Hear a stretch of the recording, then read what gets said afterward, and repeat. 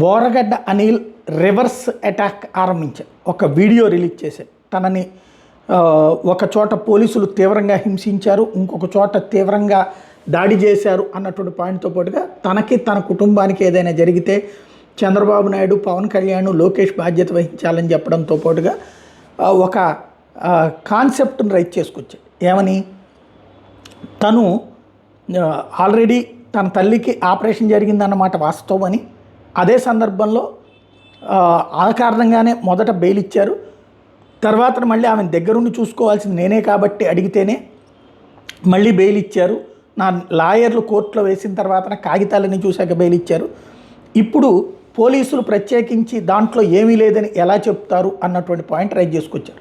పోలీసులు ఏమంటారు, వాస్తవంగా వాళ్ళ అమ్మకి ఆపరేషన్ జరిగిన మాట వాస్తవం, అయితే చెన్నైలో జరిగింది, కానీ గుంటూరుకి సంబంధించినటువంటి ఒక డాక్టర్ ఆయన చేతి వ్రాత కానీ ఆయనకు సంబంధం లేకుండా ఆయన పేరుతో ఒక లెటర్ ఇక్కడ సబ్మిట్ చేశారన్నటువంటి ఇక్కడ పాయింట్. అనిల్ ఏమని చెప్తున్నాడు, తన చెన్నైకి సంబంధించి తన తల్లిని అక్కడ ట్రీట్మెంట్ ఇస్తున్నటువంటి కాగితాలు చూపించితే ఆ ఆధారంగా బెయిల్ ఇచ్చారన్నట్టు.